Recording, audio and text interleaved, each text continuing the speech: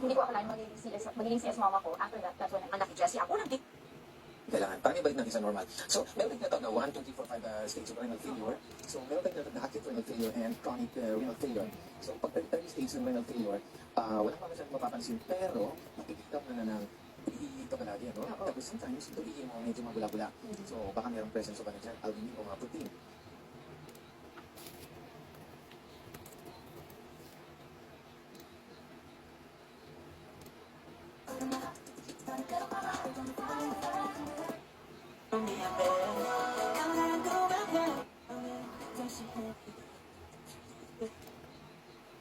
아니 여기를 전체 완전 풀 커버기 50년간 어디에서요? 미국에서요? 또 어디에서요? 다른 나라 국가